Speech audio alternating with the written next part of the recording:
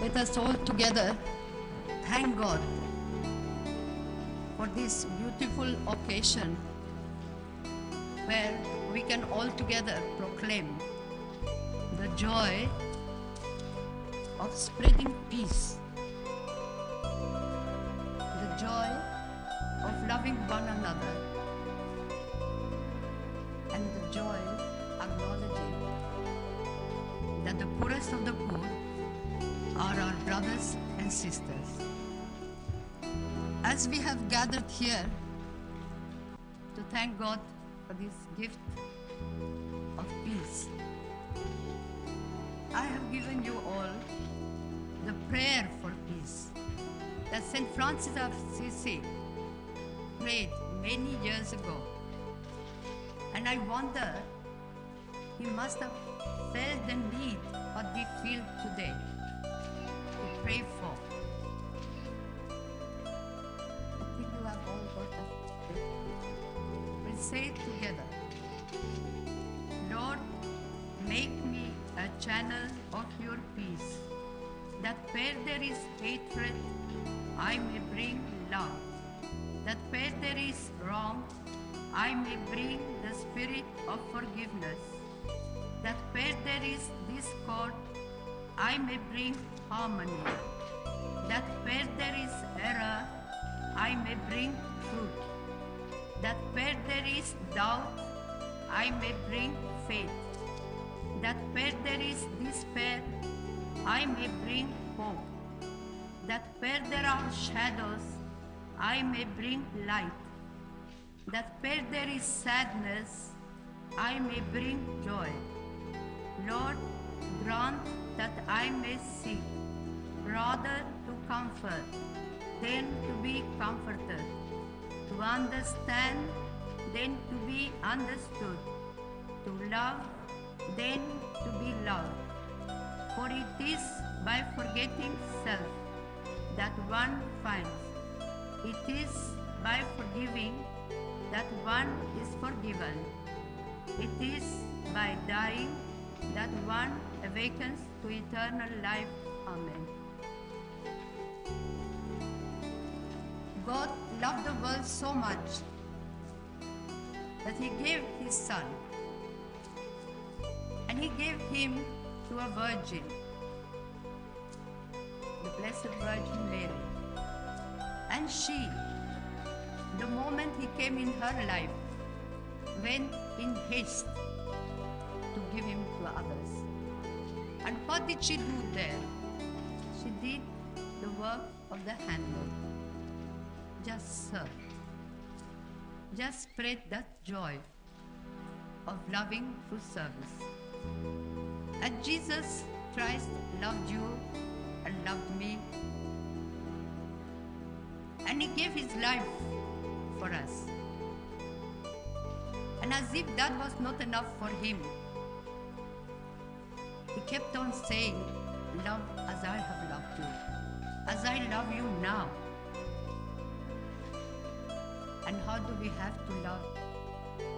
To love in the giving.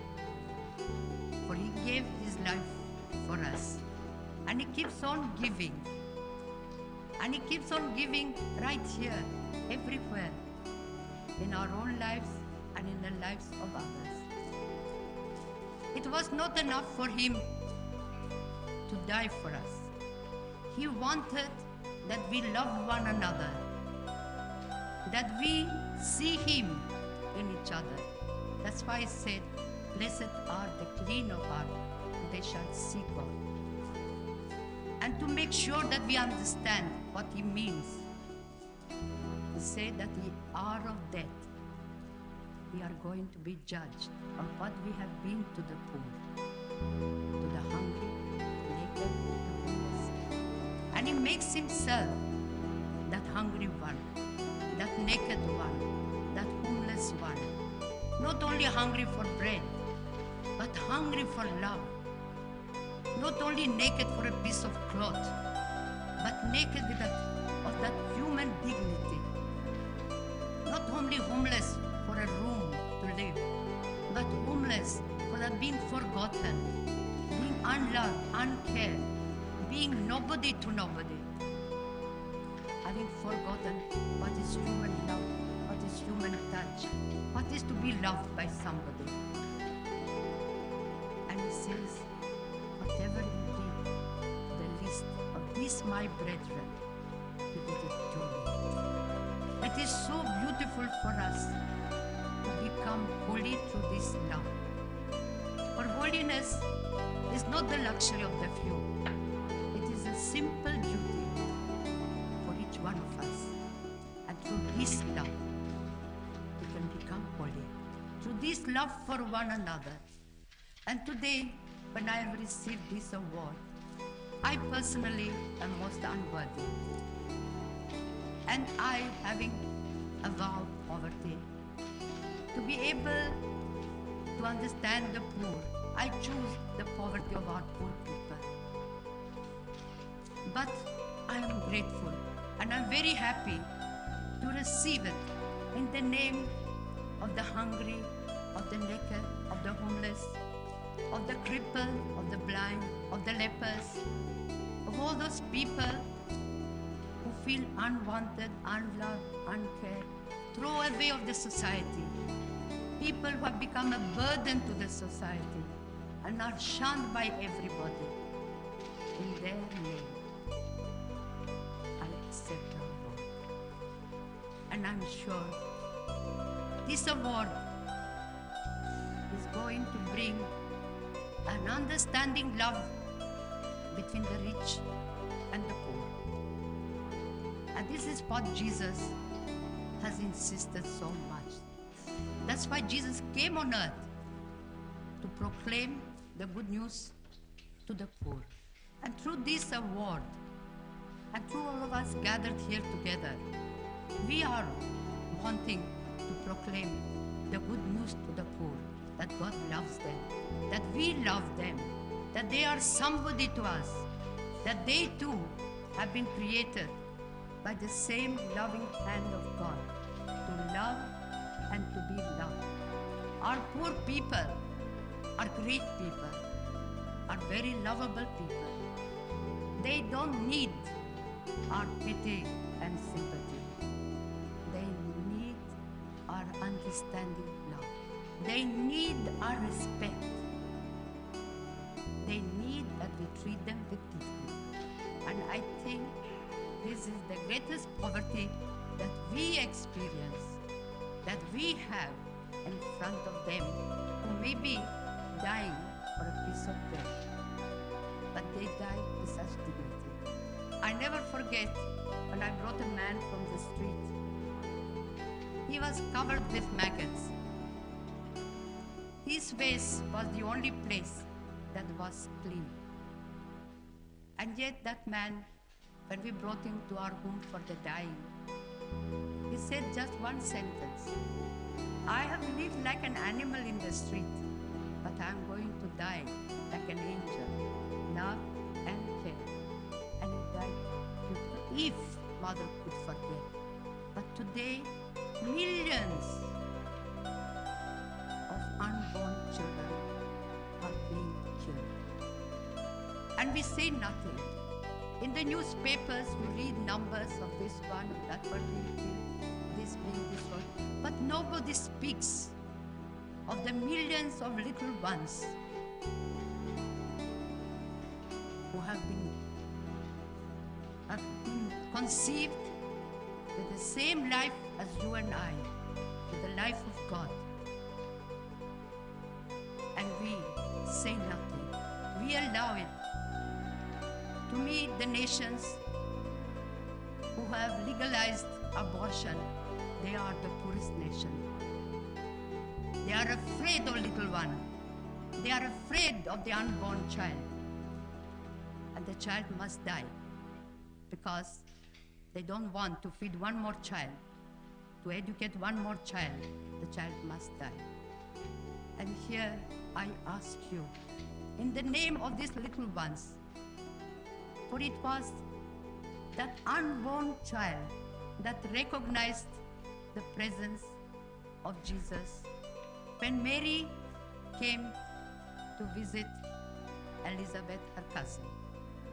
As we read in the gospel, the moment Mary came into the house, the little one in the womb of his mother leaped with joy, recognized the Prince of Peace.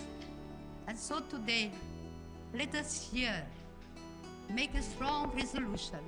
We are going to save every little child, every unborn child, give them a chance to be born.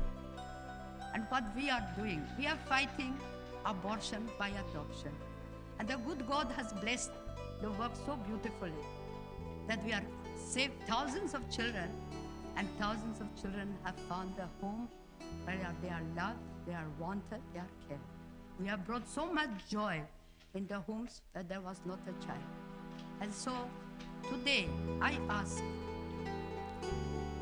since His Majesty is here, and before you all who come from different countries, let us all pray that we have the courage to stand by the unborn child and give the child an opportunity to love and to be loved. And I think with God's grace, we will be able to bring peace in the world. We have an opportunity here in Norway. You are, with God's blessing, you are well to do. But I'm sure in the families, in many of our homes, maybe we are not hungry for a piece of bread, but maybe there is somebody there in the family who is unwanted, unloved, uncared, forgotten. There is love. Love begins at home. And love to be true has to hurt. I never forget the little child who taught me a very beautiful lesson. They heard in Calcutta, the children, that Mother Theresa has no sugar for her children. And this little one, Hindu boy, 4 years old, he went home and he told his parents, I will not eat sugar for 3 days. I will give my sugar to Mother Theresa. How much a little child can eat? After 3 days, they brought him to our house. And there was this little one who could scarcely pronounce my name. He loved with great love. He loved until it hurt. And this is what I bring before you. To love one another until it hurt. But don't forget that there are many children, many men and women who haven't got what you have. And remember to love them until it hurts. Some time ago, this to you will sound very strange, but I brought a girl child from the street, and I could see in the face of the child that the child was hungry. God knows how many days they had not eaten. So I gave her a piece of bread. And the little one started eating the bread crumb by crumb. And I said to the child, eat the bread. Eat the bread. And she looked at me and said, I'm afraid to eat the bread because I'm afraid when it is finished, I will be hungry again. This is a reality. And yet there is that greatness of the poor. One evening, a gentleman came to our house and said, there is a Hindu family with 8 children, have not eaten for a long time. Do do something for them. And I took rice and I went immediately. And there was this mother, those little ones' faces, shining eyes from sheer hunger. She took the rice from my hands. She divided it into two and she went out. When she came back, I asked her, where did you go? What did you do? And one answer she gave me, they are hungry also. She knew that the next door neighbor, a Muslim family, was hungry. What surprised me most, not that she gave the rice, but what surprised me most, that in her suffering, in her hunger, she knew that somebody else was hungry. And she had the courage to share. And she had the love to share.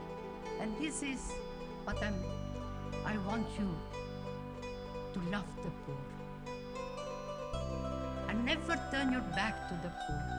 For in turning your back to the poor, you are turning it to Christ. For he hath made himself the hungry one, the naked one, the homeless one, so that you and I have an opportunity to love him.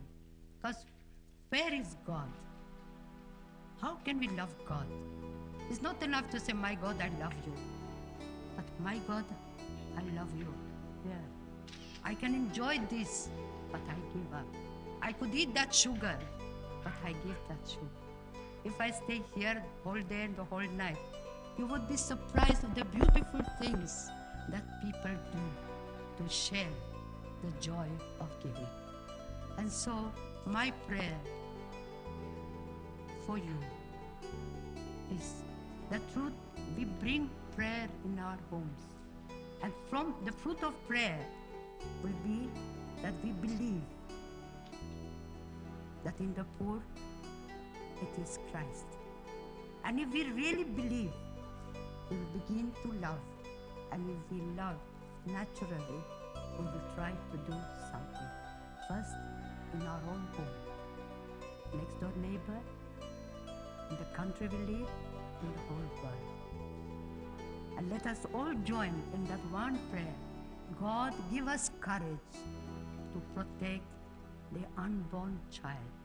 For the child is the greatest gift of God to a family, to a nation, and to the whole world.